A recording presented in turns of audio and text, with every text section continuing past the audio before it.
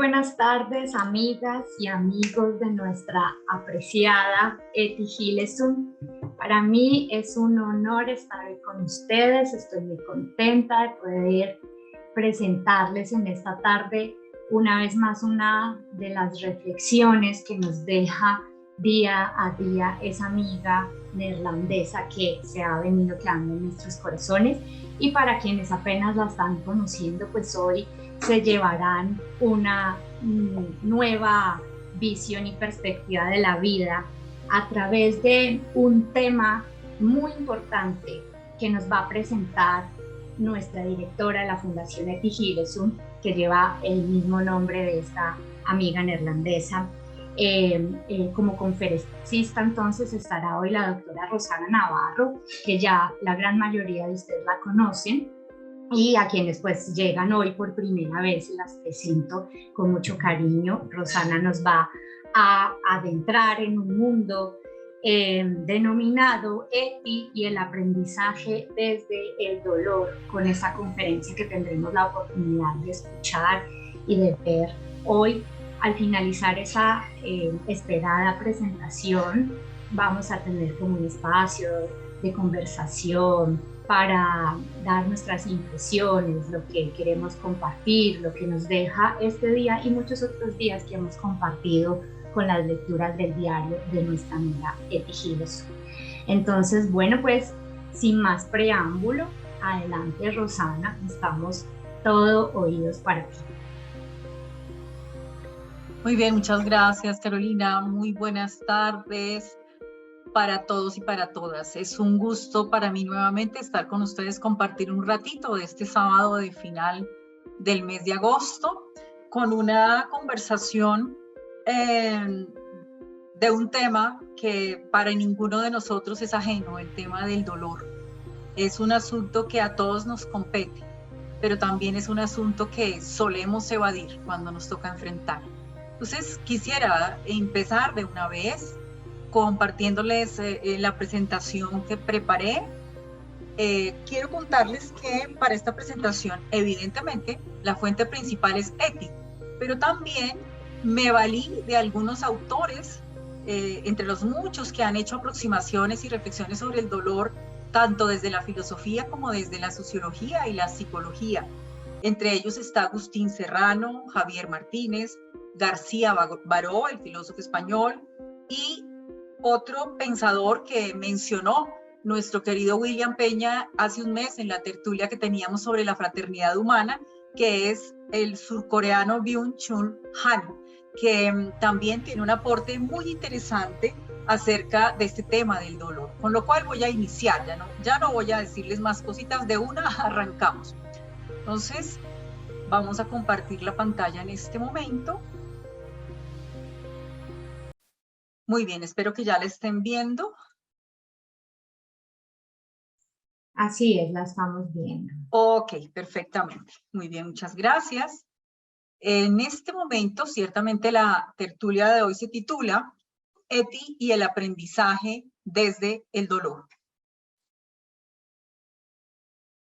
Sin duda alguna, el dolor va a ser siempre un proceso de aprendizaje, aunque va a pasar por una serie de situaciones que vamos a empezar a mirar.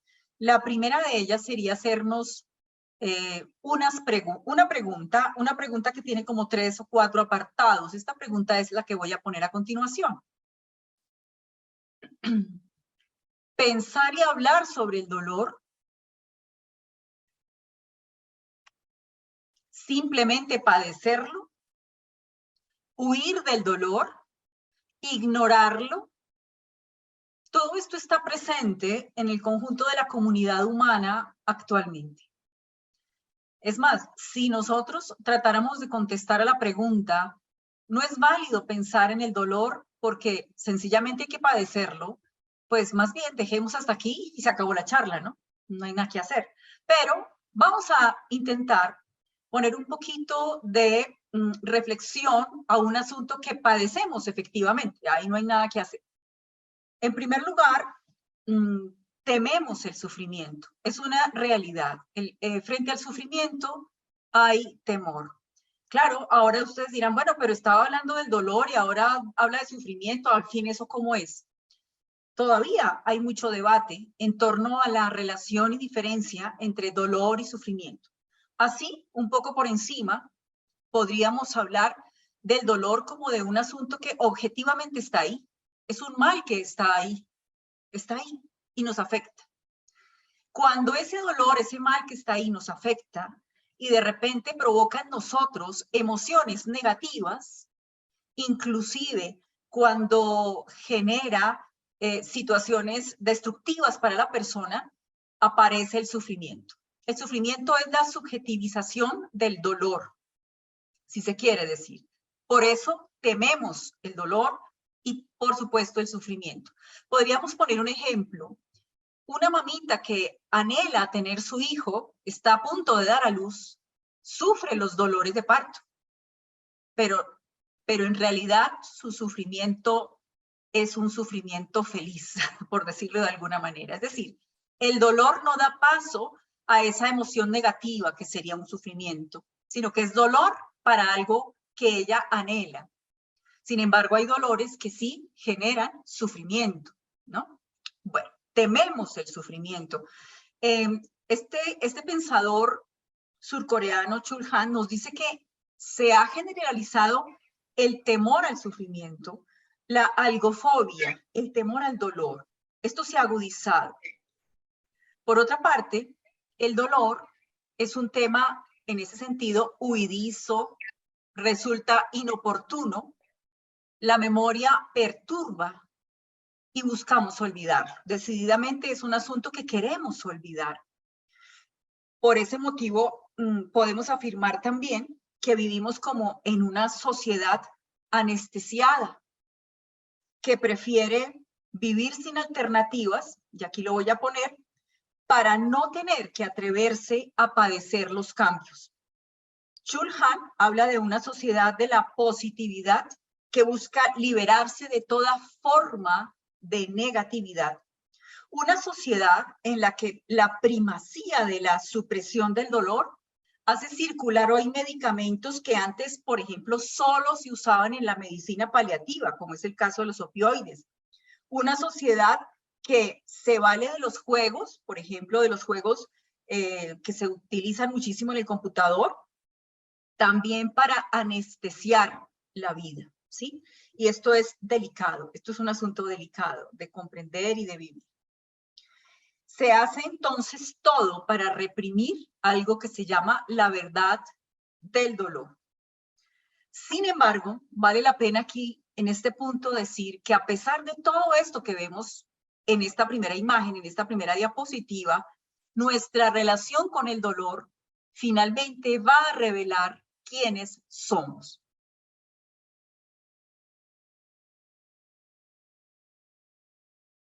Vamos a continuar. Y vamos a continuar por esta reflexión que está en naranja. El sufrimiento en su pasividad no encaja en una sociedad dominada por el activismo. El sufrimiento, diríamos, debe ser callado, silenciado por completo. Estamos en la sociedad de los likes, la sociedad del me gusta. Todo debe parecer perfecto y mostrarse ideal. Y ya lo hemos visto en las redes sociales, así acontece. Sin embargo, esto nos indica, y vamos al gris, aquí al punto gris, hemos olvidado que el dolor depura, limpia, y de alguna manera el dolor nos hace catarsis.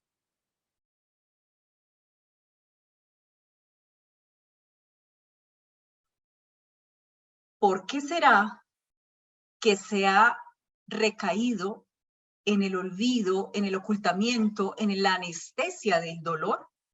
Pareciera, y eso dicen los pensadores, que una posible explicación puede ser que la ilustración, ese fenómeno de la ilustración durante los siglos XVIII y XIX, consideró insuficiente, incluso engañosa, toda consolación religiosa. La religión es el opio del pueblo. Toda consolación, venid a mí los que estáis cansados, agobiados, etcétera, La religión lo que hacía era sencillamente aplacar algo que era inevitable como consolación. De manera que había que negar esto, ¿sí? La felicidad se abrió paso colectivamente para evitar tener que habérselas con el sufrimiento. El dolor entonces, sin embargo, es una brecha por la que entra eso completamente distinto que no esperamos, que quizás no nos agrada, pero eso distinto es lo que puede darle a la vida su matiz más profundo y original. Es curioso, pareciera contradictorio. También, en ese sentido, rechazar el dolor es algo así como cosificar la vida. Rechazar el dolor impide que la variedad, que lo distinto, que lo nuevo, que lo oculto, incluso que lo trascendente y lo profundo emerja. No podemos rechazarlo. Es como quedar sometidos a otro dolor oculto tras el dolor. Ese dolor que es producto de la monotonía, de la uniformidad, que va provocando sinsentido. Es propio de una sociedad más centrada en el cuerpo y quizás en la estrechez de la comprensión del dolor como algo meramente físico que hay que evitar a toda costa. Tendrá razón Eti cuando afirma: no defiendo que debamos hacer del dolor una elección. Al contrario, hay que hacer todo lo posible para liberarse de él, pero hay que conocerlo. Para Eti, el dolor hay que enfrentarlo, hay que conocerlo. El hombre verdadero no es el dueño de su dolor, tampoco huye de él, tampoco es su esclavo. Debe ser el redentor de su dolor.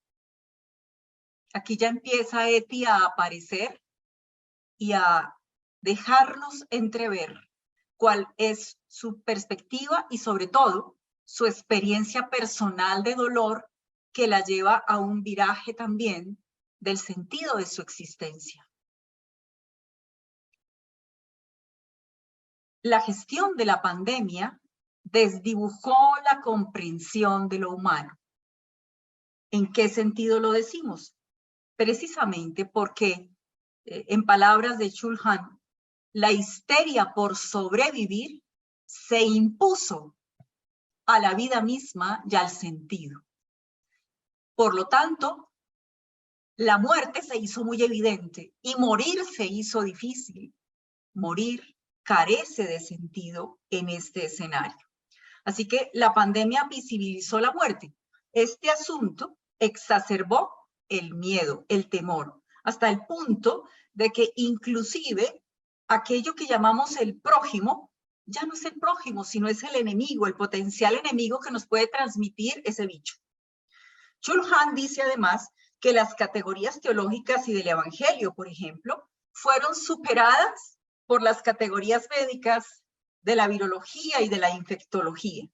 De manera que, y somos todos testigos de eso, en plena Pascua de Resurrección del año 2020, el escenario cristiano es lúgubre. La resurrección de Jesús, podríamos decir que se dio su espacio a la supervivencia.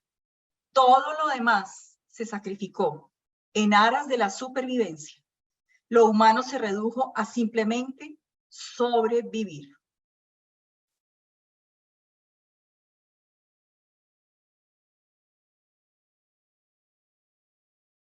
Sin duda que la pandemia nos ha enseñado muchas cosas, imposible desconocerlas, pero si miramos en retrospectiva, es inevitable constatar esto que les comparto, la histeria por sobrevivir. En una sociedad de muertos vivientes, demasiado vitales para morir, lo cual los hace demasiado muertos para vivir.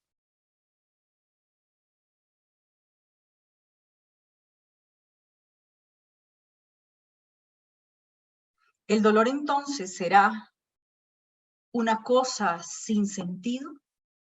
Podemos decir que el dolor es algo imposible de contarse, de narrarse, De hecho,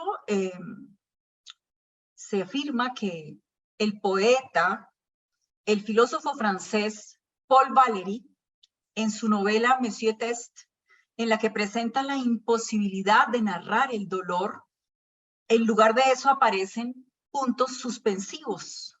Aquí vamos a poner un poquito este es el texto, esta es la portada de esa novela. ¿Será que el dolor, como expresan algunos autores, es algo imposible de narrar y de decirse? Como si el dolor destruyera el mundo y solo quedara enmudecer, robándose así la posibilidad de expresarlo. En esta novela llama la atención, voy a buscar leerles el trocito en donde el autor, cuando se refiere al dolor, calla y aparecen puntos suspensivos. Es un trocito muy pequeño, dice así: sentía dolor. Vamos a buscarlo directamente, perdónenme, en el libro, para no perderme.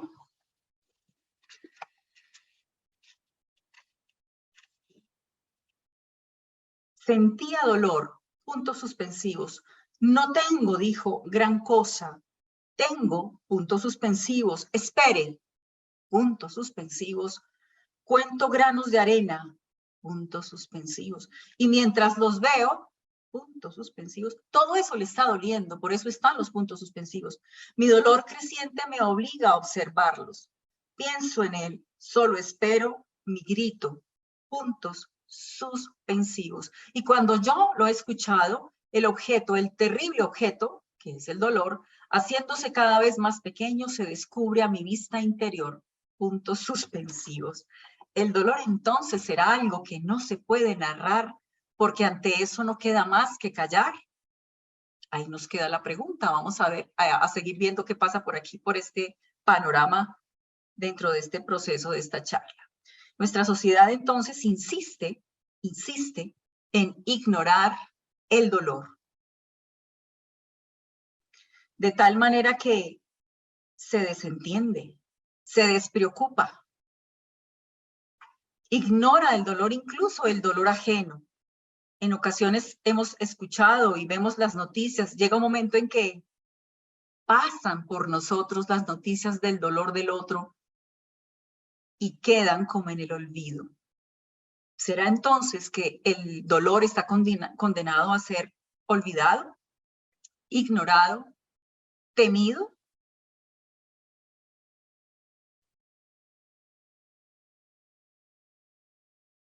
Y sin embargo, aquí no hay nada que hacer. El dolor está ahí, está aquí, persiste, insiste y, como decimos nosotros, no desiste. Ahí está el dolor, no lo podemos ignorar. De tal manera que, como afirma Michel Henry, la revelación absoluta del dolor se produce patéticamente, al sentido como un pathos, no al objetivarlo como un logos. El dolor está ahí y el dolor se siente.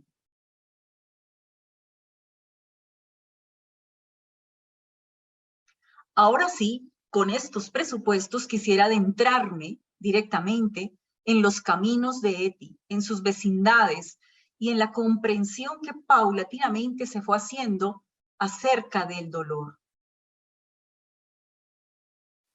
En Etty, el dolor se expresa de muchas maneras. Se presenta de formas distintas. Tiene múltiples matices. Vamos a mirar detenidamente. En primer lugar, en Etty, el dolor se padece, se sufre y tiene varios matices. Primero, el sufrimiento que viene de los dolores físicos, que es evidente y vamos a ir viéndolo en Etty. En segundo lugar, el dolor anímico emocional es otra manera como se expresa y como Etty expresa el dolor en ese aspecto de las emociones. Y tercero, los dolores que descubre en sí al salir de sí, cuando ella mira hacia afuera, porque le encantaba esa doble dinámica interior-exterior. Ella vivía en ese diálogo permanente. Los dolores que descubre en sí al salir de sí, lo otro y los otros. El dolor, cuando el alma sufre. Son los tres matices del dolor en Eti desde este análisis que estoy haciendo. Puede haber otros, no lo sé, pero bueno, es lo que quiero yo hoy compartirles. En cuanto al dolor físico, sabemos que el cuerpo duele, nos duele. Sus muchos dolores, incluido el que padece cada miembro, cada parte, cada zona de mi carne, cualquier punto es susceptible de provocar dolor. Y todos lo sabemos, es algo que no podemos negar en absoluto. Eti en muchísimas ocasiones se queja de dolores físicos. Estuve haciendo conteo, ¿no? Y cuando ella habla de dolor de cabeza, aparece por lo menos unas 70 y tantas veces dentro de su diario la sensación de dolor de cabeza intenso. Otro mal día, mal organizado, intenso dolor de cabeza, que también puede deberse al tiempo húmedo y cálido. Eti por lo general trata de darle una explicación a su dolor, por lo general trata de interpretarlo. En este caso, pone esto. En otro momento dirá, en realidad no me sentí bien en toda la tarde. Tuve dolor de cabeza y dolor de estómago, como si estuviera ligeramente agripada. Creo que todos sabemos que de alguna manera hay una relación estrecha entre nuestros dolores físicos y nuestros dolores emocionales y nuestras situaciones no resueltas. Dicen los entendidos y los que han abordado este tema que el dolor de cabeza se asocia mucho con la confusión interior, intelectual, donde hay una revolución muy grande de ideas, de sentimientos, de cosas.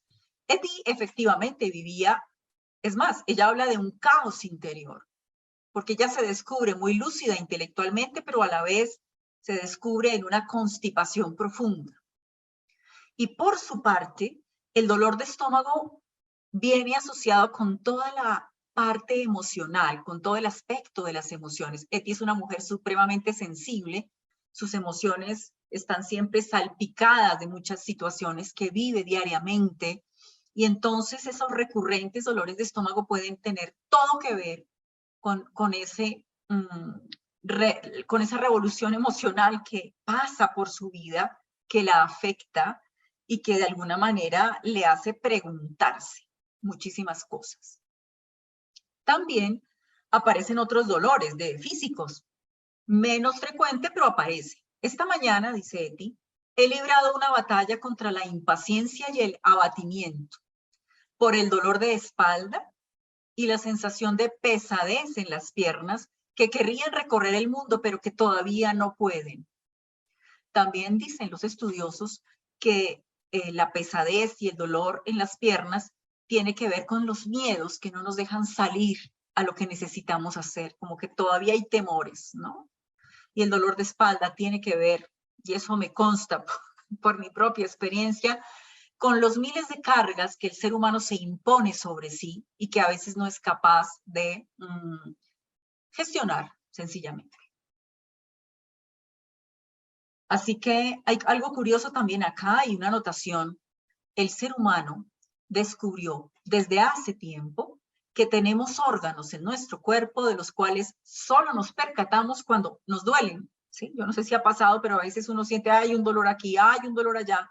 Y esos dolores del cuerpo que a veces no se explican y que luego resultan situaciones, me doy cuenta de que existe algo más en mi cuerpo que no era consciente, yo no era consciente. Entonces, los dolores van apareciendo y de alguna manera nos van haciendo conscientes del cuerpo. Y aquí ante eso hay una reflexión bien interesante. Y es esta.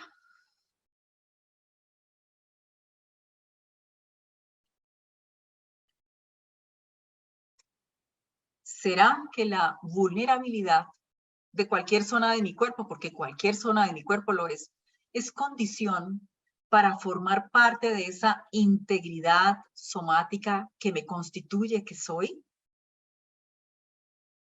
Es una pregunta interesante, porque de alguna forma está diciendo que la condición para sentirme yo para agendar, para gestionar mi existencia, mi corporalidad, es precisamente la vulnerabilidad de cada una de las zonas de mi cuerpo.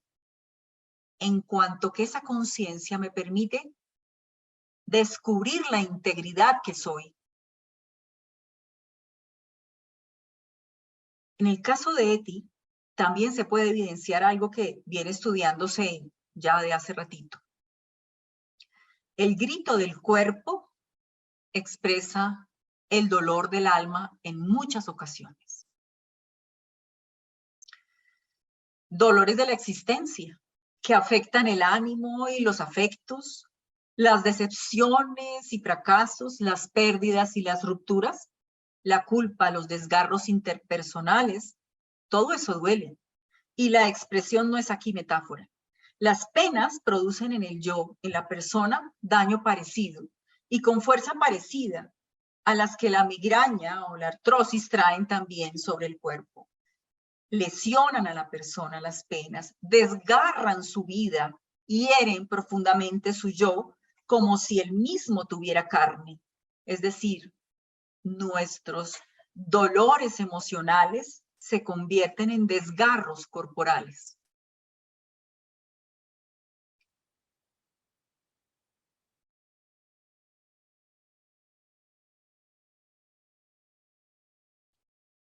Dolor corporal somático, dolor anímico, afectivo, existencial.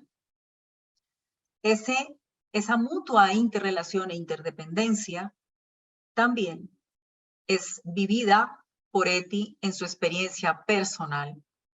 A veces, mi campo de batalla está completamente ensangrentado y después lo pago con un gran cansancio y un fuerte dolor de cabeza. Su campo de batalla, su ser mismo, su campo de batalla, sus pensamientos, sus emociones. Mi campo de batalla ensangrentado y después lo pago con un cansancio y un fuerte dolor de cabeza. La esfera corporal somática y la anímico-afectiva existencial están estrechamente ligadas, de tal forma que el sufrimiento prolongado de nuestro cuerpo usualmente altera para mal las condiciones personales de la existencia. Igualmente al revés, el sufrimiento del ánimo, de nuestras emociones, suele somatizarse en forma de dolores. Así que se producen una especie de círculos viciosos de sufrimiento que no nos dejan identificar dónde comenzó el dolor, si empezó por el cuerpo o si acabó en el cuerpo, si empezó por el quebranto o por dónde empezó y en qué acabó. La lengua habla con extraña lucidez y sin dualismo ninguno del dolor de la existencia. En ello se somatiza.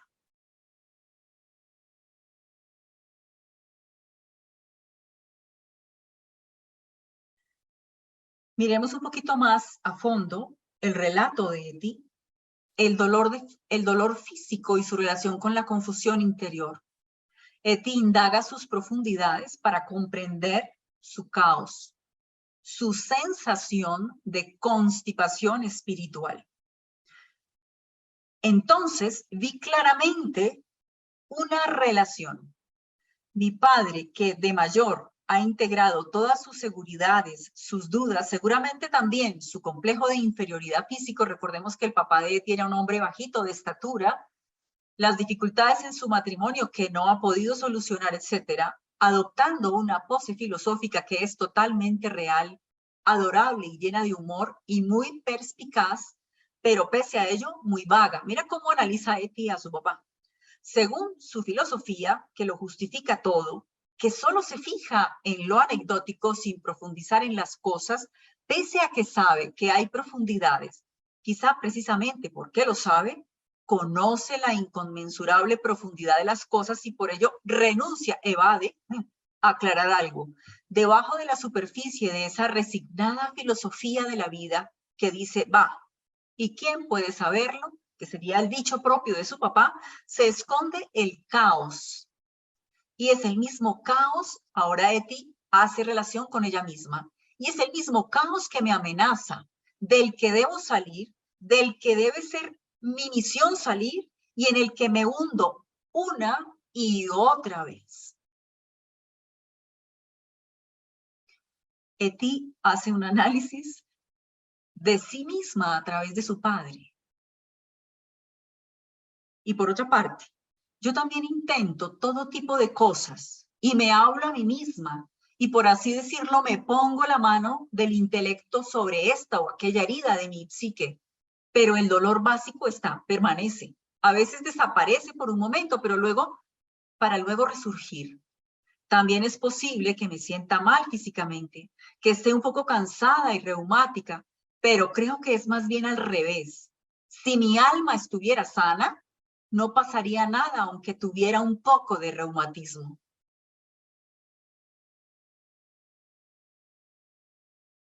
Lo dejo ahí, sin comentarios.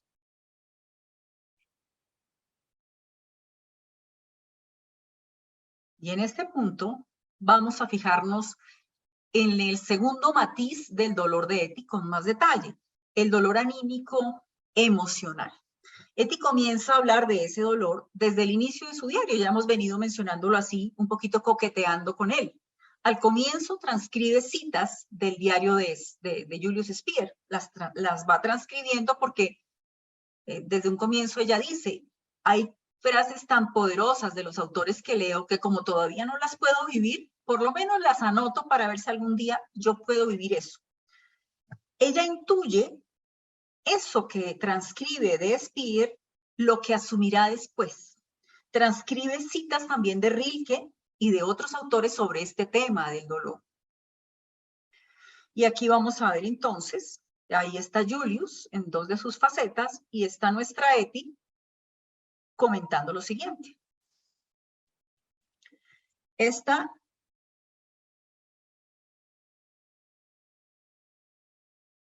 es una cita que hace Eti sobre su conflicto emocional con Julius y el dolor que le causa esa desazón que le provoca esto. Debo educar mi deseo, enseñarle a comportarse con dignidad. ¿Por qué no puedo comportarme como alguien herido de gravedad que intenta dominar su dolor frente a los demás y se va a la cama con una sonrisa gentil? Y yo seguía gimiendo, está sufriendo, sobre mi bicicleta. Dios mío, ¿cómo puedo salir airosamente de esta situación? ¿Cómo debo soportarla? El deseo en sí no es tan grave, pero las reacciones son tan infantiles. Ella se está criticando la manera como gestiona su relación emocional con Julius. Como siga así, corro el riesgo de perderlo. Pero por el momento solo estoy destrozada, no infeliz, pues eso sería sencillamente impío. Pero sufro muchísimo, no sé cómo salir de esta. Ahí está Eti poniendo en el papel de manera muy explícita sus conflictos emocionales y su relación con Julius y ese sufrimiento que se provoca fruto de las relaciones, que a veces, pues, justamente es fruto de una gestión no asertiva de nuestras emociones. Ese bendito dolor, diríamos, ese bendito dolor que viene de su deseo de tener para sí y retener a Speer a toda costa. En otras palabras, el que proviene de sus vaivenes emocionales. Vamos con esta otra cita. Mi tristeza tampoco es de las que puedan desvanecerse sin más. Tiene demasiadas aristas para ello. Miren la conciencia que ella tiene de su tristeza. De vez en cuando consigo superarlo, pero es como cuando alguien sufre un terrible dolor de muelas. Todos hemos tenido ese dolor, y de vez en cuando se pone la mano encima e intenta toda clase de artimañas para quitarse el dolor. Y de tanto en tanto lo consigue, puede ser. Yo también intento todo tipo de cosas y me hablo a mí misma y por así decirlo me pongo la mano del intelecto sobre esta o aquella herida de mi psique. Pero el dolor básico permanece, a veces desaparece por un momento para luego resurgir. También es posible que me sienta mal físicamente, que esté un poco cansada y reumática, pero creo que es más bien al revés. Si mi alma, y vuelvo a decirlo porque atrás ya lo habíamos leído, si mi alma estuviera sana, no pasaría nada, aunque tuviera un poco de reumatismo. A este punto llegamos a hablar un poco dentro del ámbito del dolor emocional, del dolor escindido ramificado. Vamos a ver cuáles son esas ramificaciones del dolor, cuál es esa decisión del dolor. Por un lado podemos hablar de un dolor propio, mío. Hay un dolor emocional que es mío. Sufrir el dolor en primera persona es, de alguna forma, experimentar mi vida alcanzada por el dolor. Mi vida queda como expuesta al dolor y su movimiento, con el riesgo de quedar totalmente a merced del dolor cuando yo me descontrolo. Y por otra parte tenemos dentro de esa decisión el dolor que llamaríamos el dolor ajeno, el dolor que es íntimo a otro u a otros. Saber que otro sufre puede ser simplemente, como decíamos antes, una noticia, una información, aunque por lo general, y eso sí creo que todos lo compartimos, el sufrimiento de mis otros, de la gente cercana a mí, los más próximos, mis seres queridos, me afecta y me alcanza. Y con frecuencia se convierte en mi dolor propio. Cuando yo me uno al que sufre, finalmente, ¿qué pasa? Sufro con él, sufro con el que sufre. Entonces el dolor ajeno o el íntimo a otro puede tener dos salidas: la indiferencia o el condolerme.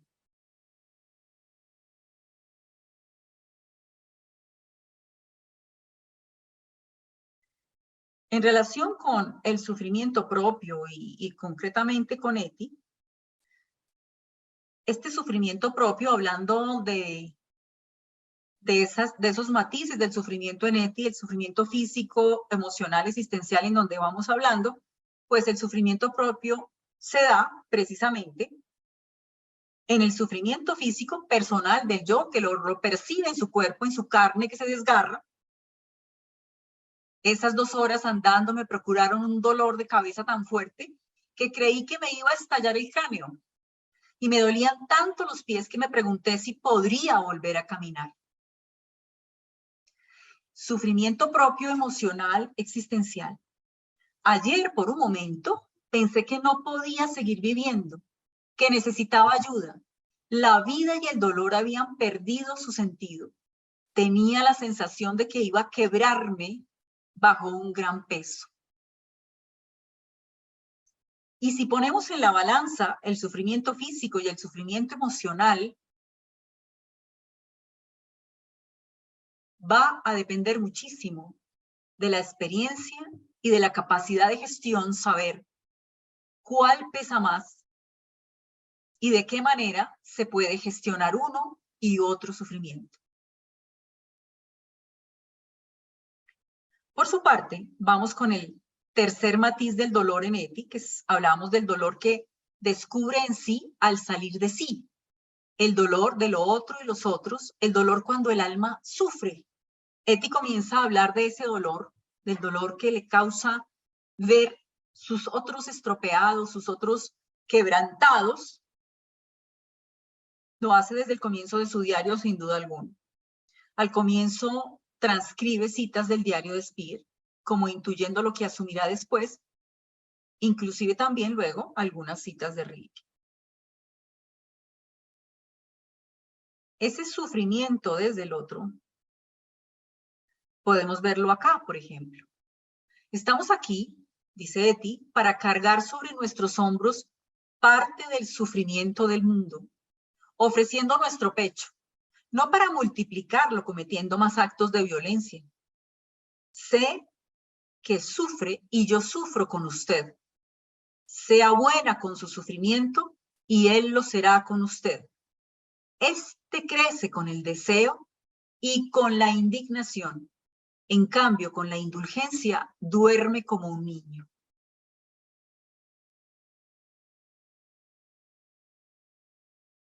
Ser indulgente con el dolor lo aliviana, lo alivianta, es lo que estamos aquí leyendo de Eti. Por otra parte, esta imagen que ustedes ven acá es de Roman Kroc, es un dibujante alemán que a punta de tinta ha plasmado varias escenas de la vida de Etty o de lo que él se imagina que era un campo de concentración. No puedo escribir, pero siento esta vida en mi carne y en mi alma, minuto a minuto con todos sus giros y aspectos, colores y sonidos. Siento las personas y siento también el sufrimiento de las personas, condolerse profundamente. Es un rasgo que Etty va a presentar casi que desde el comienzo de su diario y en sus cartas también. Esa gran sensibilidad al sentir del otro. Y aquí podríamos entonces hacer una reflexión sobre dolor y alteridad. Quien se solidariza en serio con el hambre, el padecimiento o la persecución que se abate sobre su prójimo, no por ello experimenta el mismo dolor que la víctima, como si cupiera una transfusión de sufrimiento, sino que experimenta un tipo de dolor distinto que remite al original y lo tiene a la vista en una perspectiva que, sin anular la distancia, tiende un puente sobre ella y establece una peculiar comunidad. Esta reflexión la hace Agustín Serrano, de quien les hablé al comienzo, como uno de los autores que tomé para armar un poquito este espacio de hoy. También en ese mismo sentido de dolor y alteridad, también del mismo autor, la intimidad vulnerada puede ser acompañada, aliviada, iluminada por la humanidad del otro. Y el mal personal puede ser tratado, respondido, soportado gracias a la proximidad y asistencia del prójimo. Con esto es importante reconocer algo muy hermoso que hay en relación con el sufrimiento y con el dolor del otro. Una persona puede estar sufriendo mucho físicamente, incluso emocionalmente, pero el mero hecho de sentir la compañía, el abrazo, la palabra afectuosa del otro cerca es una forma de alivio en el proceso mismo de su sufrimiento.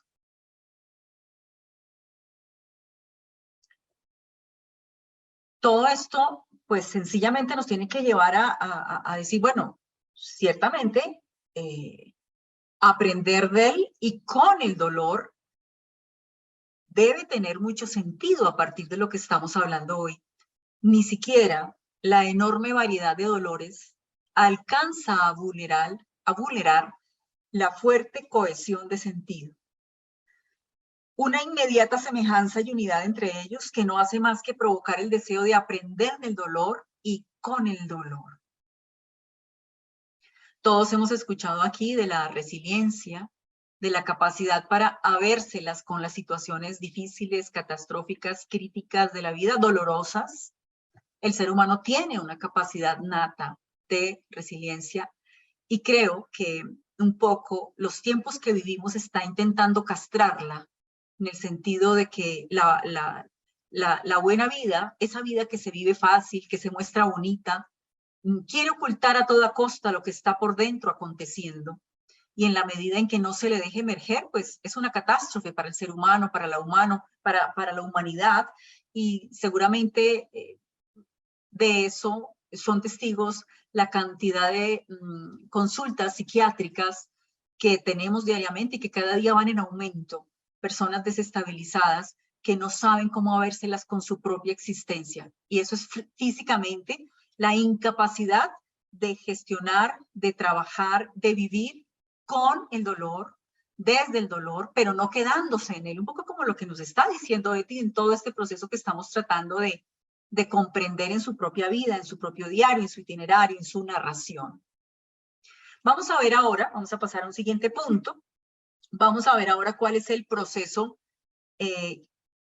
que permite que Etty comprenda, acepte e integre el sufrimiento. Y no es que a mí se me ocurrió hablar de eso, sino que Eti misma lo escribe en su diario. Habla de aceptar, de integrar. Y hay varios puntitos, hay varios asuntos. Por ejemplo, esa primera intuición que ella tiene cuando transcribe, esta es una cita que ella transcribe del diario de Julius Speer. Y está puro al comienzo del diario, en marzo del año 41. Hay que aceptar el sufrimiento. Hay que aceptarlo de buen grado y crear vida a partir de ello, de la experiencia, de la vida, del sufrimiento, de la entrega, del matrimonio se crea una nueva vida. Aquí viene otra. Estar enfadado e insatisfecho es ser improductivo. Sufrir de verdad por algo es ser productivo, porque la insatisfacción y el enfado esconden una pasividad activa, mientras que el verdadero sufrimiento, esta es una cita de Julius, esconde una actividad pasiva. La pasividad activa de la insatisfacción implica resistencia, sublevarse contra algo irremediable y paraliza las demás fuerzas del hombre. La actividad pasiva del auténtico sufrimiento implica cargar y aceptar lo irremediable y ello libera nuevas fuerzas. Texto de Speer anotado por Eti en su diario.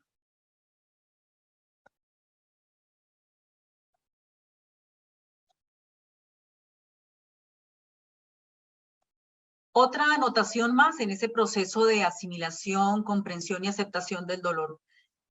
Irse haciendo progresivamente consciente del sufrimiento de su sufrimiento, de cómo sufrir, al verse sufrir no tenía sentido. Esto también es sufrir, dice Eti, luchar por dar forma al caos que hay en mí. Eti va a repetir varias veces en su diario esta expresión, dar forma al caos. Algo que aún no logro afrontar, aunque también esa sería la única satisfacción en la vida y no un marido o un hijo, lo siento con creciente intensidad, dar forma al caos. O sea que es un sufrimiento que gestiona el sufrimiento. Es un sufrir, pero por dar forma al caos. Es un sufrir distinto. Aquí hay otra intuición de Eti transcribiendo, concretamente allí lo dice, de las cartas a una mujer enamorada de Walter Redenow. Estamos aquí para cargar sobre nuestros hombros parte del sufrimiento del mundo, ofreciendo nuestro pecho no para multiplicarlo, cometiendo más actos de violencia. Sé que sufre, y aquí atrás ya estaba, pero y no importa. Y sufro con usted. Sea buena con su sufrimiento y él lo será con usted. El sufrimiento, crece con el deseo y con la indignación, en cambio con la indulgencia duerme como un niño. Y termina. ¿Tiene usted mucho amor en su interior? Utilícelo con las personas, los niños, las cosas, incluso con usted misma y sus dolores. No esté sola, no quiera estarlo, supere este obstáculo, mírelo a los ojos, no es nada. Es la carta de este autor, de la cual Eti bebe perfectamente y que luego vamos a ir notando de qué manera eso se va haciendo evidente en su propia experiencia. Dentro de ese proceso de acomodación y de sentido del sufrimiento en la vida de Eti, aparecen contradicciones. Por ejemplo, oh Señor, he dicho que aceptaré el sufrimiento que esté por llegar, pero es como si yo misma quisiera elegir ese sufrimiento, como si dijera, sí, acepto este sufrimiento, pero este otro no. Pero ¿acaso las dificultades y el verdadero sufrimiento que provoca a veces la relación con mis antepasados, o por decirlo de forma pedante, el caos de mi herencia, que ella se queja de su familia, no forman también parte de ello? Y no quiero aceptarlo. Me rebelo contra eso. Hubo de nuevo unas horas en las que odiaba la vida y no veía ninguna salida ante mí, solo un calvario sin fin, pero tendré que enfrentarme a lo que venga. Es interesante cómo Eti llega a hacer una crítica analítica de su propia contradicción interior, y eso le provoca la lucha, y esa lucha es la que finalmente le permite salir avante de esa situación en relación con su propio sufrimiento, con su propio dolor. Etty en algunas ocasiones también hace alusión a dichos de la sabiduría popular, como en este caso, y es parte también del proceso de transcribir frases o narrativas o citas que le vayan permitiendo a ella reconocer un poco cómo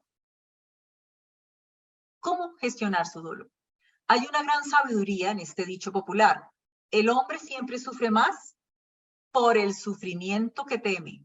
El temor es mucho más poderoso que el sufrimiento mismo, pareciera que aquí sucede. Esta imagen que ven aquí también es de Roman Kroc, el dibujante, de una de las escenas que aparece en el diario cuando Etty tiene que presentarse ante las SS de los nazis y es amonestada en algún momento, ¿no? Entonces allí ustedes pueden ver un poco que también hay un temor de fondo, que es el que ella de alguna forma también va a expresar, pero que curiosamente en esa ocasión ella dice, no, yo allí no tenía ningún temor. Dentro de este proceso también hay una serie de hallazgos que la hacen pensar. Por ejemplo, catalogando los libros de Julius, de Speer, encuentro de pronto el libro de las obras de Rilke. Por paradójico que pueda parecer, ese cura a las personas, o sea, Julius cura a las personas enseñándoles a aceptar el sufrimiento. Creo que esta anotación es clave para poder comprender desde esa primera anotación que fue cita de Julius, que justamente propone aceptar el sufrimiento, hasta que Etty ya en otro momento más adelante en su diario elaborando, ella cae en la cuenta, es que la terapia de Julius en realidad consiste en enseñar al otro a aceptar el sufrimiento.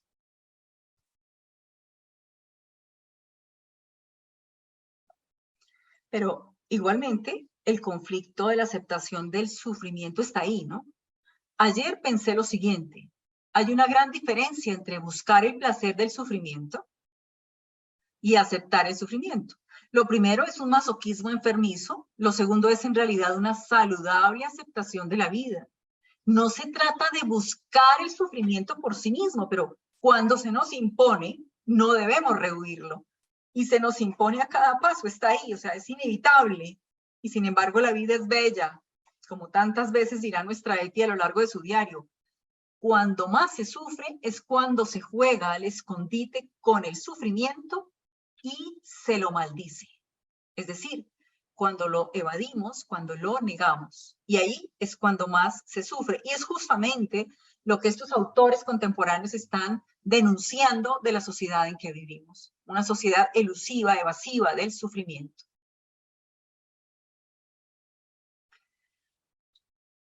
Creo que muchos de ustedes no conocen esta imagen porque me la encontré y es una imagen de Etty siendo niña. Mírenla allí tan bonita. Y aquí viene una constatación, un acto de conciencia que es clave en el proceso personal de Etty. Ese acto de conciencia es este. Otra cosa de aquella mañana, la intensa sensación de que a pesar de todo el sufrimiento y la injusticia, no puedo odiar a la gente. Esa dimensión, ese matiz del sufrimiento cuando Etty sale de sí hacia los otros. Y que todas las cosas atroces y horribles que suceden no son amenazas secretas y lejanas que nos son ajenas, sino que están muy cerca de nosotros, pues proceden de las personas. Etty en su conciencia del sufrimiento del otro, en ese condoler. Hay una intuición explícita dentro del proceso de elaboración y de comprensión y aceptación del dolor. Hay una intuición explícita de conexión con el dolor de la humanidad. Se sufre mucho en tu mundo, Dios mío. A veces yo misma lo sufro en mis propias carnes. Y en última instancia te agradezco que un eco lejano de ese dolor resuene también en mí y me permita comprender y sentir cada vez mejor a la humanidad. La conexión que tiene Eti con los otros, con el sufrimiento de los otros, la lleva a comprenderse como un sentimiento de humanidad, en completa solidaridad con la humanidad misma, como en una conexión universal, fraternidad universal, de la cual hoy en día se habla mucho, pero que Eti es una precursora, podríamos decir.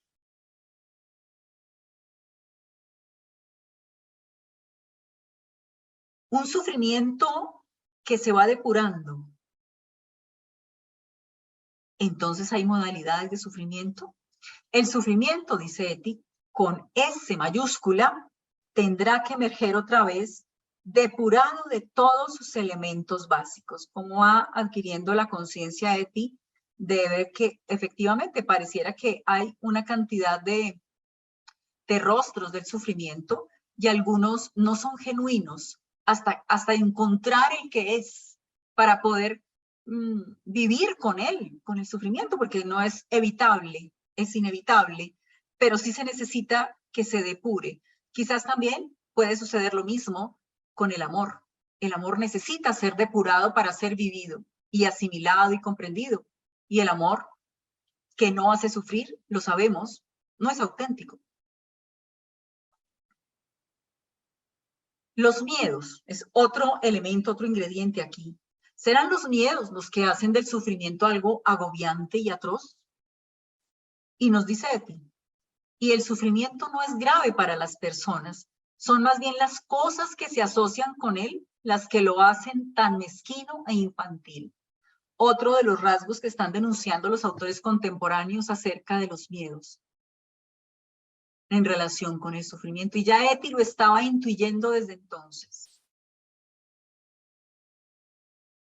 Uno de los rostros del miedo al sufrimiento es esa preocupación insulsa, diríamos, por el futuro.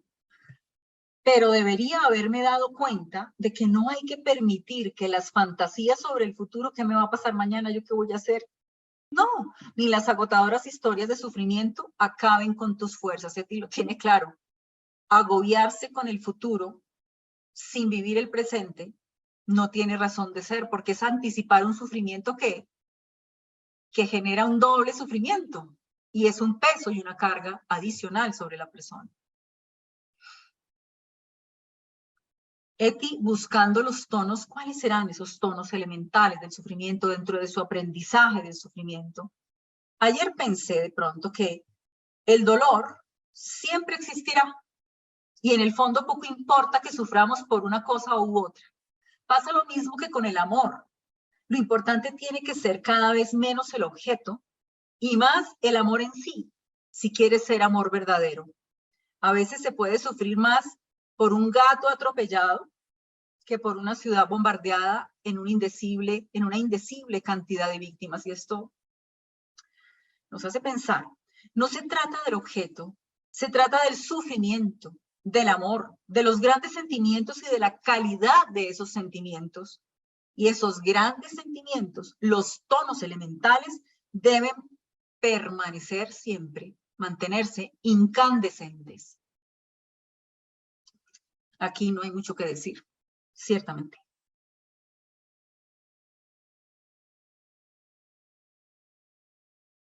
Sufrimiento y felicidad. Cuando Eti habla de este tema, dentro de su proceso personal, sufrir un poco no está mal, niña mía. Forma parte de la vida y si no puedes sufrir, tampoco puedes ser feliz, como eres de vez en cuando, a menudo. ¿Y acaso no es lo que hay que hacer? Vivir y sufrir con tanta fuerza y sumergirse de lleno en este tramo de vida día a día, pero con la mente siempre puesta en los amplios horizontes que están más allá de estos días y estos años. Con tanta fuerza y sumergirse de lleno en este tramo de vida, con la mente puesta en los amplios horizontes, es una expresión muy recurrente en Eti. Amplios horizontes. Y prontamente la vamos a ver mucho más.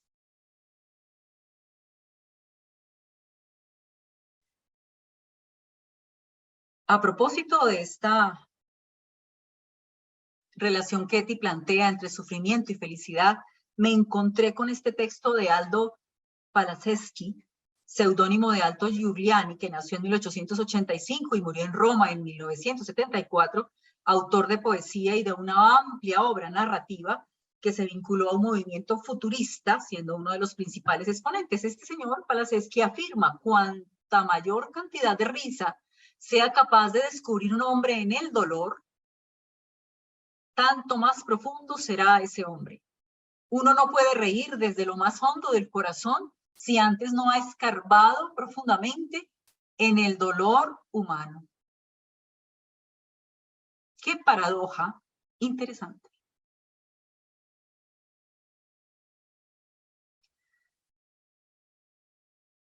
Bueno, ¿y qué hace aquí Santa Teresa, por Dios? Una reflexión casi final, algo que me encuentro y que me pareció fascinante.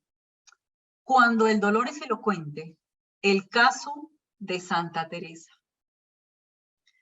Hay en el libro de la vida de Teresa una narración que inicia con el dolor.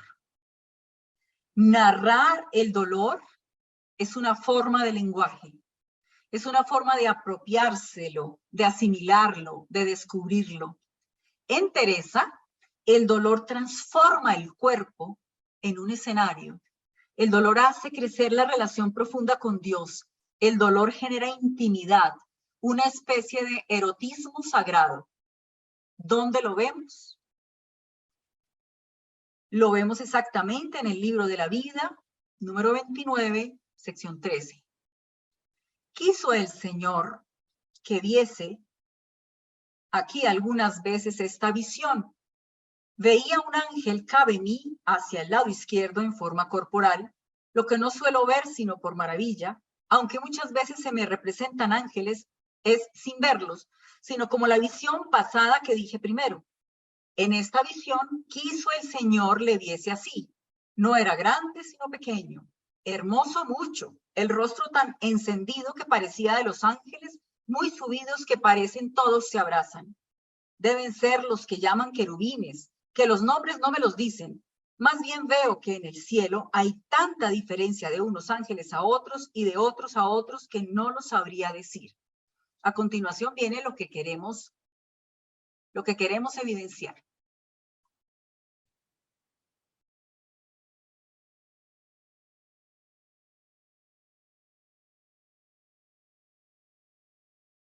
Veíale en las manos un dardo al ángel de oro largo y al fin del hierro que parecía tener un poco de fuego. Este me parecía meter por el corazón algunas veces y que me llegaba a las entrañas. Al sacarle, me parecía las llevaba consigo y me dejaba toda abrazada en amor grande de Dios. Era tan grande el dolor que me hacía dar aquellos quejidos y tan excesiva la suavidad que me pone este grandísimo dolor que no hay desear que se quite, ni se contenta el alma con menos que Dios. No es dolor corporal sino espiritual, aunque no deja de participar el cuerpo algo y aún harto. Es un requiebro tan suave que pasa entre el alma y Dios, que suplico yo a su bondad lo dé a gustar a quien pensare que miento. Esta experiencia, si no estoy mal, si algún carmelita anda por aquí, tiene que ver con lo que se llama la transverberación de Santa Teresa, y que en este caso el dolor es un vehículo de unión, es un vehículo de amor, es un vehículo de unión con la divinidad. Es una cosa interesantísima descubrir esto y que tiene unos matices y unas implicaciones que no solamente dan para pensar, sino para poner a funcionar en nuestra propia existencia. Ahora sí, voy a proponerles un final para comenzar. Van a ver por qué este final para comenzar, porque ya es hora de que yo ya vaya cerrando aquí esto. Vamos a terminar con el poder curativo de la narración. ¿Por qué afirmamos esto? ¿Recuerdan ustedes cuando hace un rato mencionábamos a Monsieur Test en su reflexión allí de la novela, que habla de la imposibilidad de narrar el sufrimiento y que la única posibilidad era los puntos suspensivos porque el sufrimiento es inexpresable, inenarrable? pero vamos a ver si dolor y narración tienen algo que decir en este momento que vivimos.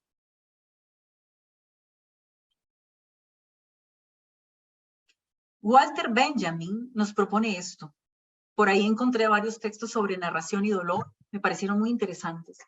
Si se considera que el dolor es un dique que se opone a la corriente de la narración, se ve claramente que este dique será desbordado cuando la corriente de la narración sea lo suficientemente fuerte como para conducir al mar del olvido feliz todo lo que se encuentre en su camino.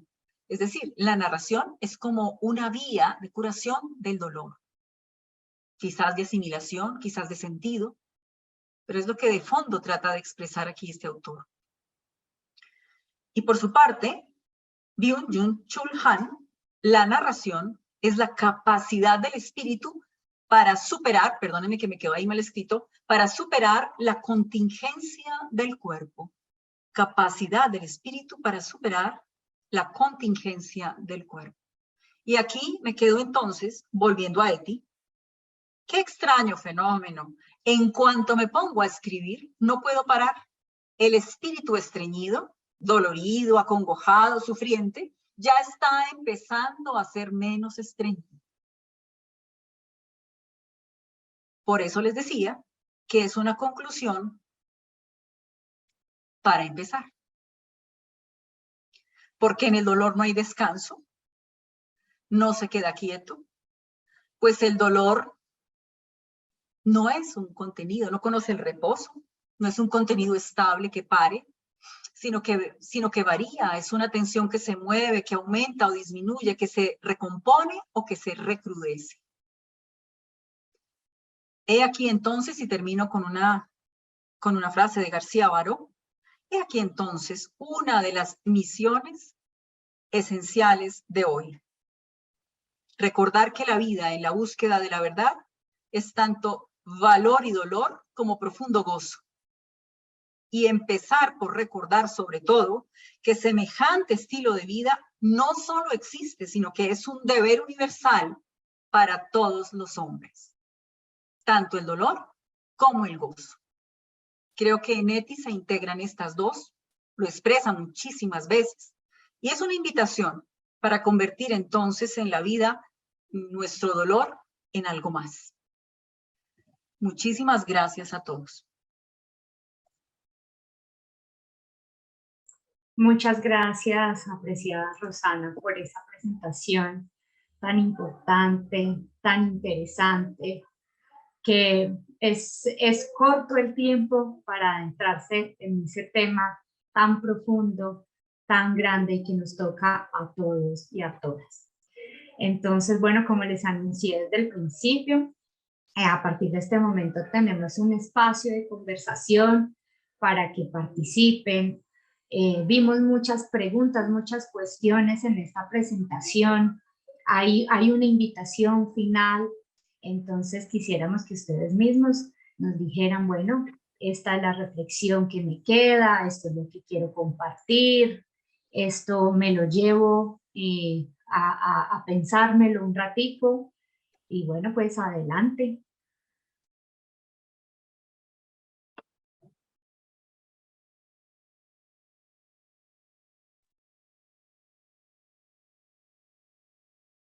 De pronto podríamos poner Andrés, creo que tienes, Andrés quiere hablar. Bueno, adelante. Rosana, buenas tardes a todos, a Carolina. Pues felicitaciones, como siempre, Rosana, una excelente presentación del tema del dolor en Eti, que suscita muchas inquietudes, ¿no? Muchas preguntas sobre la vida propia, sobre también las imágenes que nos han acompañado desde a lo largo de la vida, especialmente la imagen de Cristo, ¿no? En donde uno ve con mucha fuerza ese elemento del dolor transfigurativo, transformador, cómo la vida de Cristo lo lleva en el momento de su muerte a unos procesos muy grandes de humillación, de crueldad, pero a partir de esos actos que incluso llevan a la desesperación, ¿no? En la pregunta que él hace Dios mío, ¿por qué me has abandonado? Se convierten en la traducción, en la generación de una creación, que yo creo que hay una metáfora muy profunda en el cristianismo, en la muerte y resurrección de Cristo, es decir, dolor, creación. Y también pensaba en lo que tú decías, cómo es permanente la influencia en Eti de Rilke. Rilke es un autor que escribió 3 requiems, uno de ellos, el más, digamos, mencionado, que es dedicado al poeta Wolf Kalroyd, un muchacho que se suicida a los 19 años, dejando una carta en donde dice que decide suicidarse porque no soporta el dolor del mundo. Rilke escribe entonces un requiem dedicado a este muchacho, a este joven poeta, muy hermoso, muy intenso, en donde habla del tema del dolor que uno después va a ver también presente en Eti, y es el dolor como una forma de abrirse al mundo, de generarlo abierto, el dolor como una forma de ver la lejanía de la existencia, el dolor como una forma de transformarse en escritura, en palabra. Y en lo que tú leías de Eti, me impactó mucho esa última parte donde Eti habla de los grandes, de los amplios horizontes, porque allí está presente muy profundamente esa metáfora de Rilke. El dolor es apertura, solo que a veces la impaciencia, la desesperación, no nos hace ver ese carácter engendrante, ese carácter creador del dolor. De manera que pues, es una presentación que haces que me suscita muchas preguntas, también reflexiones, ¿no?, sobre nuestra sociedad, un poco lo que dice Han, cómo de alguna manera evadimos el dolor. Hay un texto que alguna vez tuve que mirar en filosofía, que se llama Sobre el dolor, de Junger, y él muestra cómo, a pesar de que no es muy aparente, la construcción que los seres humanos tenemos de la realidad está siempre sobre la evasión o la mitigación del dolor, porque el dolor es, dice él, una llave hacia la puerta del mundo y hacia nuestra intimidad. Hasta el mismo hecho de las disciplinas que se generan, el mismo hecho de usar un uniforme, el mismo hecho de generarse determinadas costumbres en una sociedad, siempre tiene como base, como fundamento, evitar el dolor, ¿no? Y esto es paradójico porque pues precisamente el cristianismo nos lleva a una reflexión, pero más que una reflexión, a una construcción de la vida, a una creación a partir del dolor. Es un poco lo que me suscitó tu excelente presentación de hoy, Rosana. Muchas gracias. A ti mil gracias, Andrés.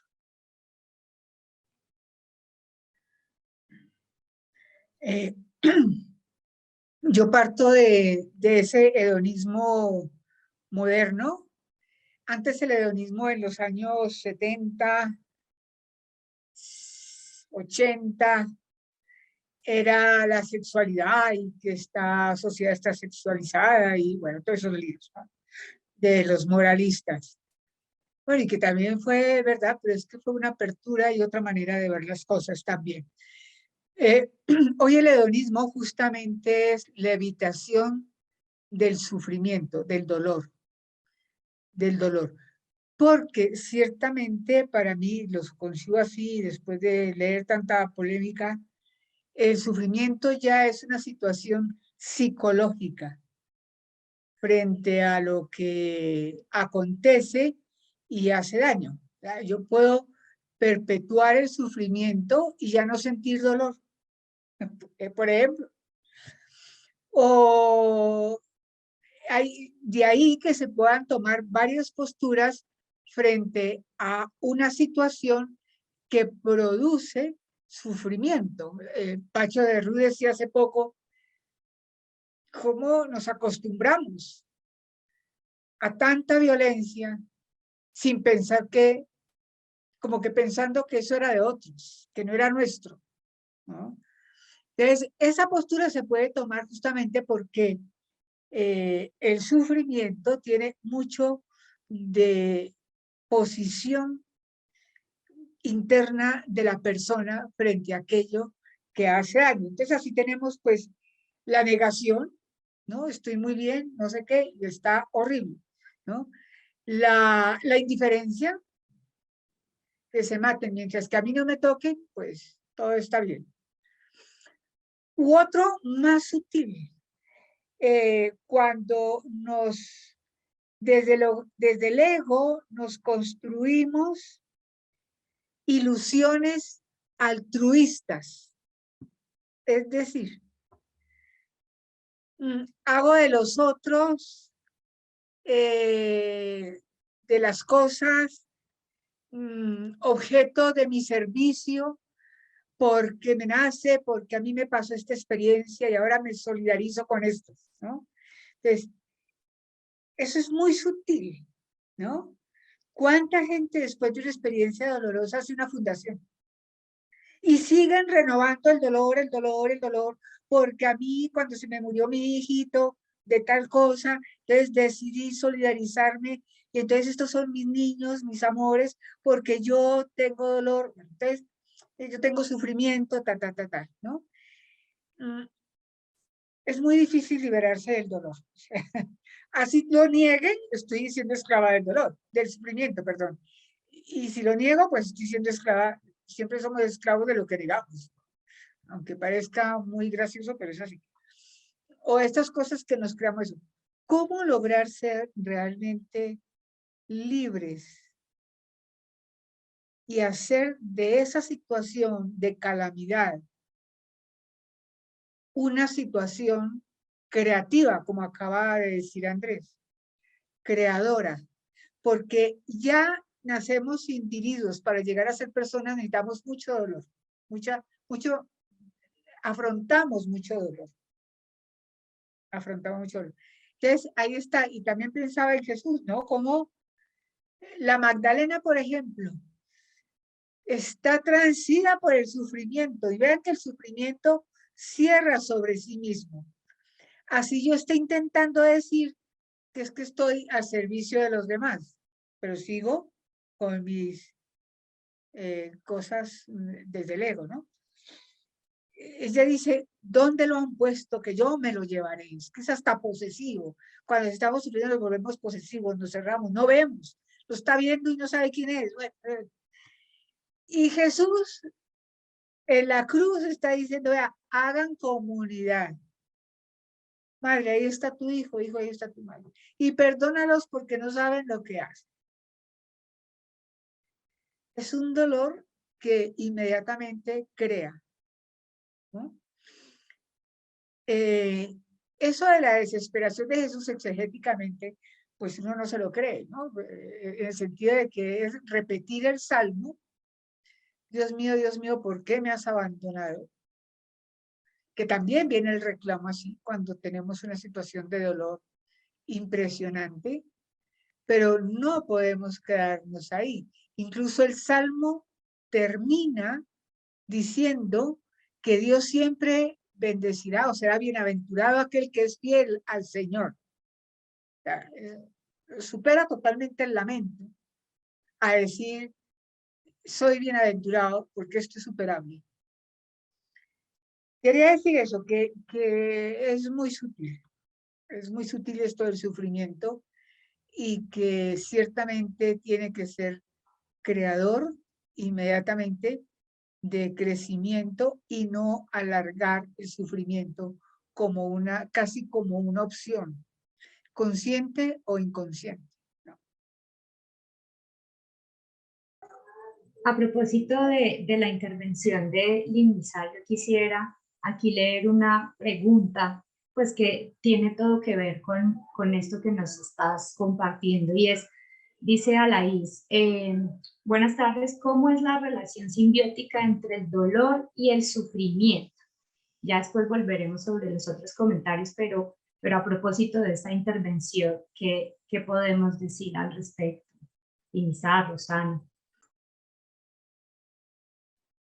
Bueno, yo no sé, frente al tema, la simbiosis es un concepto que nace en la biología, ¿no? Se refiere a la relación entre dos individuos, vegetales o animales, de esa relación se beneficia a uno de los dos. Pero yo no creo que sea tan aplicable a la relación entre el dolor y sufrimiento, porque no se trata de que el dolor le saque partido al sufrimiento o el sufrimiento le saque partido al dolor. Como son dos realidades que están presentes en la vida del ser humano, el dolor es inevitable, está ahí, ¿no? Y el sufrimiento es aquello que hacemos con el dolor, finalmente, ¿sí? Y que se puede gestionar bien o gestionar mal, ¿no? Entonces, yo diría que más que simbiosis sí hay una relación, pero no se trata de sacar partido de ninguno de los dos, sino se trata de buscar allí como la posibilidad de emerger como ser humano de una manera creativa, como ya lo estamos diciendo, a partir de la comprensión, de la experiencia propia de ese dolor y de ese sufrimiento transformado, creado, recreado, resignificado, ¿no? Es un poquito por ahí lo que yo vería, no lo sé. Yo veo eso, que el dolor es, por ejemplo, Jesús mismo, lo están machacando y le están produciendo mucho dolor, porque el cuerpo duele. El corazón duele de ver que no lo entendieron para nada. Pero ahí vienen las preguntas, ¿no? Entonces, ¿qué voy a hacer con esto? Voy a decir, no, porque a mí que nunca me entendieron y di la vida por estos desgraciados que no me reconocieron. Bueno, ahí te viene el sufrimiento, ¿no? No, que hice mal, la culpa es mía por meterme donde no tenía que meterme, es que soy un desastre y es que me lo merezco. Otra faceta del sufrimiento. No, es que, bueno, entonces, no, me machacaron y eso. ¿Cuál es la pregunta fundamental? Es decir, esto es lo que he vivido, ¿qué voy a hacer con esto? ¿No? ¿Qué voy a hacer con lo que me pasa? Y Jesús decide, bueno, aquí tocó, no le sacó el cuerpo al asunto, tocó, lo asume con un dolor inmenso, pero todavía es capaz de seguir creando, sabiendo que la comunidad es la única que salvará a las personas y salvará a la humanidad, aunque no lo tuviera en ese momento tan claro. Y entonces les da la clave para salir de ahí, no quedarse en la cruz. Es que vean, en el arte, por ejemplo, cristiano, paleocristiano, no se les ocurría representar la cruz para nada. Yo le decía a mis muchachos cuando estaba en la facultad, si ustedes ven en el periódico y dicen, mataron a fulano y retratan un revólver, ¿se dan cuenta? La cruz no es, ya después les cuento por qué fue así y rápido, ¿no? Lo que vale ahí es la resurrección. Y las primeras pinturas es así, unas figuras así, resucitadas, mirando al infinito. Eso es la superación del sufrimiento. O sea, es decir, no, es que el sufrimiento no cabe aquí, por Dios. La cruz empezó a ponerse cuando ya en la reflexión dice, no, es que la cruz fue el trono, que gracias a la cruz Jesús nos salvó, una cosa muy bizantina, ciertamente fue en la época bizantina. Bueno, sí. Pero es eso, ¿no es cierto? Y luego el barroco, pues, eso era otra cosa.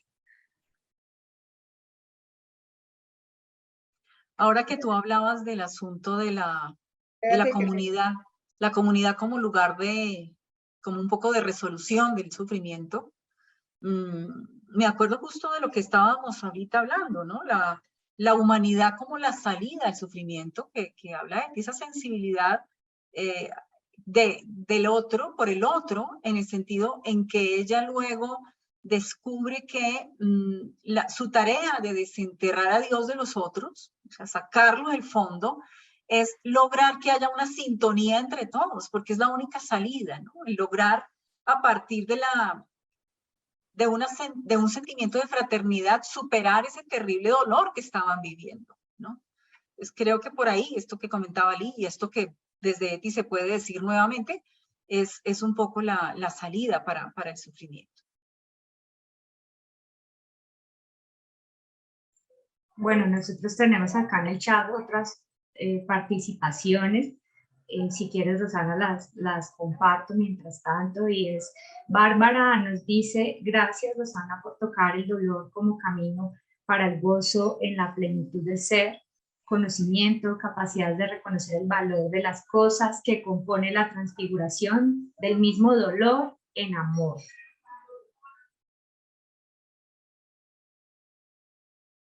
No sé si Bárbara quiera comentarnos un poquito más en este momento. Bien, y es que sobre este tema hay muchas fuentes inspiradoras y sumamente impactantes, ¿no?, para nuestra humanidad, que E.T. Hillesum lo expresa desde su realidad de tiempo y espacio, su vivencia, que también es muy sugerente para el hoy de nuestra existencia. Pero a veces hay un dolor que es de la búsqueda de vivir con intensidad este horizonte que coincide, ¿no?, en la superación de las maniobras históricas que conocemos y, al mismo tiempo, mezclado con un profundo gozo. No es que tenemos que llegar a la enfermedad de sentir el dolor como provocador de gozo, pero en los místicos aparece con una fuerza muy grande la experiencia del dolor y del amor que es la máxima superación, yo diría la superación mismo de lograr por la fuerza de la misma humanidad que se va gestando en la vida de cada uno, el sentido para todos, que es la victoria del amor sobre el dolor. Esto es muy importante, voy constatando, ¿no?, en la vida de mi propia vida, en la vida de las personas que acompaño, también confrontando con experiencias, ¿no?, de vidas que son contemporáneas a nosotros. Por ejemplo, Teresa de Calcutá, ella en su autobiografía, que solo fue conocida por aquella persona que acompañó el proceso, su proceso, ¿no?, de reconocimiento como una vida ejemplar para la Iglesia, ella va a decir que quiero amar a Dios por aquello que Él me quita. Y él incluso afirma, Él ha destruido todo en mí. Y sin embargo, sigo deseándole con la intensidad, yo digo, enamorada, ¿no?, de su misterio. Esto también aparece en E.T. Hillesum, en su condición humana, en su condición histórica frente a la humanidad. Y en ella mismo se procesúa, se hace un proceso de salir de un sufrimiento individual para comprender que no es racional, pero es comprender con los demás en su propio ser el sufrimiento de los judíos y de los que ella testimonia y quiere minorar, porque ella va a decir siempre que desea ser un bálsamo, es decir, un alivio, un aire que refresca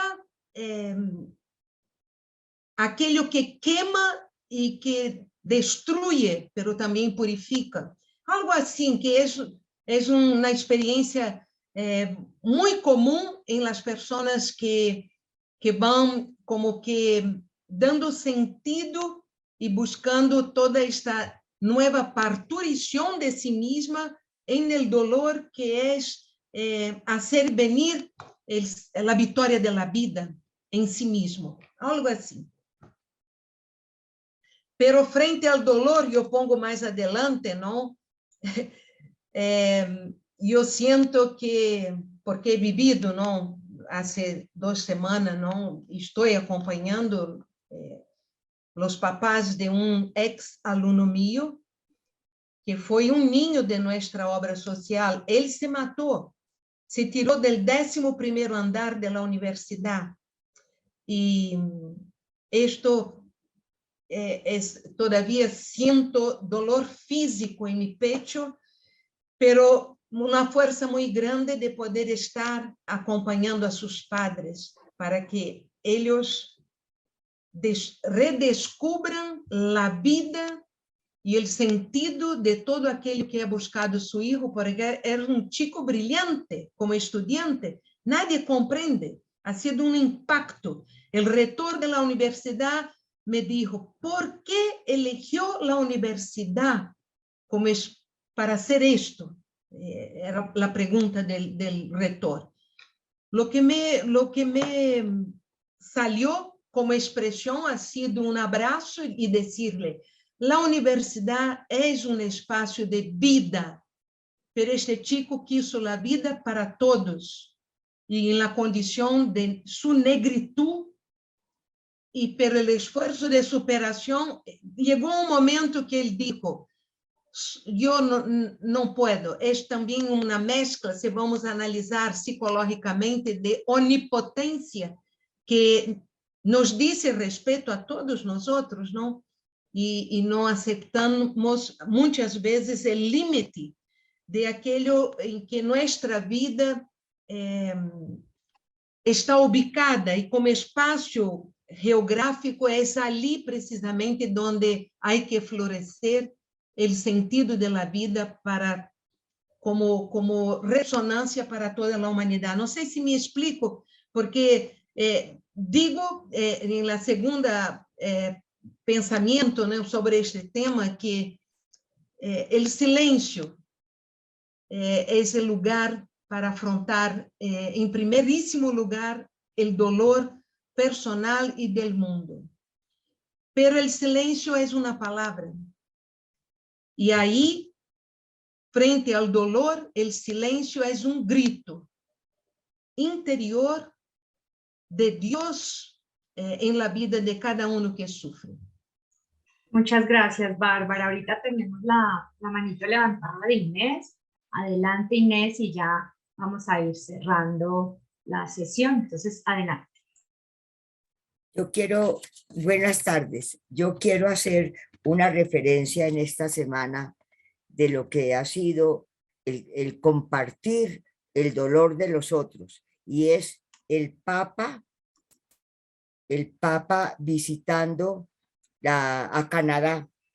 ¿Cómo fue a compartir el sufrimiento de esas familias indígenas que quiso hacer presente ese dolor que tuvieron ellos tan fuerte al arrebatarles sus hijos para llevarlos a esas residencias educativas donde lo que encontraron allí fue el dolor, el sufrimiento, el hambre y la muerte, las enfermedades y la muerte. Me parece que ese ejemplo del Papa ha sido de un resaltar enormemente lo que es el sentir y compartir con estos señores y estas señoras que tuvieron ese sufrimiento tan espantoso allá en esa época de Canadá. Eso quería ser resaltado. Gracias. Gracias, Inés. Entonces yo voy a leer así rápidamente los mensajitos que nos dejaron. Patricia de la Torre dice: gracias, Rosana, comprender que el dolor es vida y en esa vida hay luz. ¿Esto es necesariamente religioso? O tal vez como una pregunta, ¿es necesariamente religioso? Alaís nos dice, esta de Alaís ya la habíamos visto.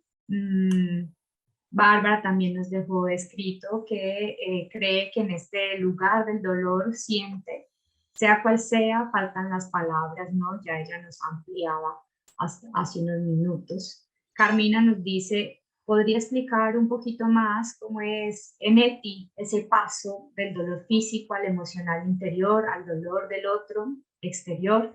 ¿Hay algún momento decisivo en su vida o es más un fruto? No sé si tienes alguna palabrita corta, Rosana, para este punto.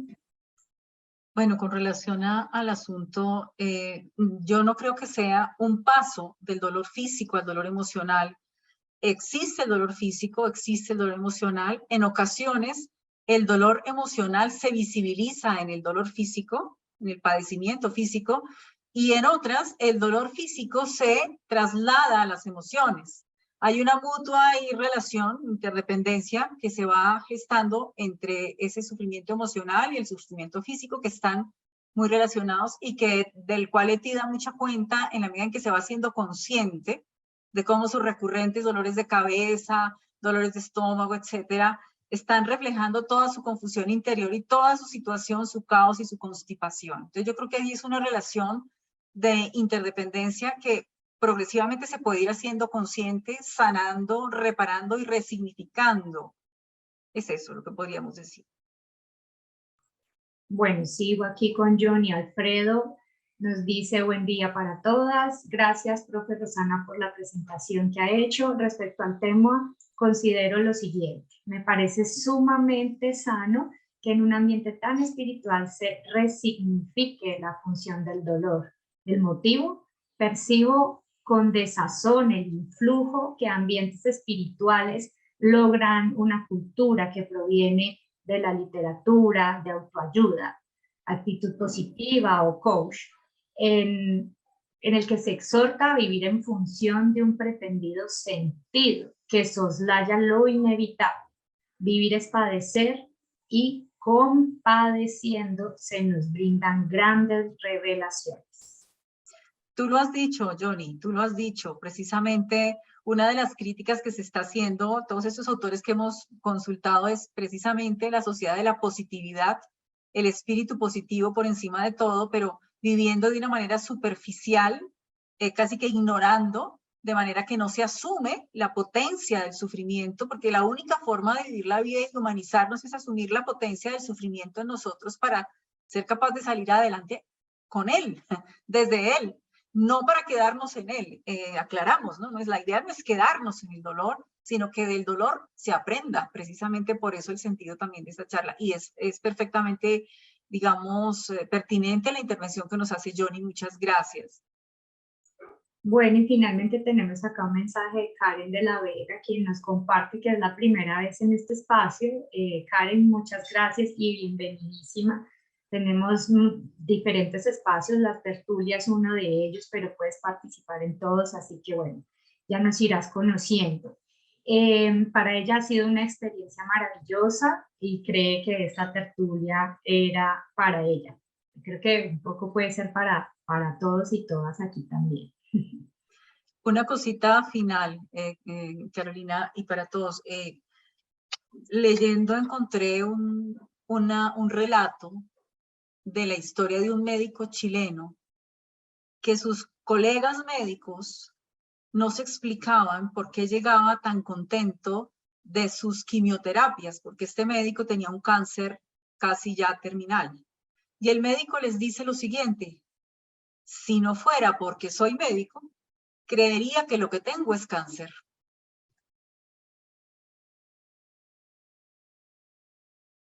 Esto para indicar cómo superando sus propios conocimientos y sabiduría de la gravedad de su situación, una persona también puede sacar adelante lo mejor de su vida desde su más profunda espiritualidad, ahí sí, desde lo que lo habita, ¿no? Bien interesante esta partecita. Muchísimas gracias, entonces. Lee, ¿quieres decir alguna cosita ahí? No, yo creo que la pregunta siempre va a ser, ¿qué hago con lo que me pasa? ¿No?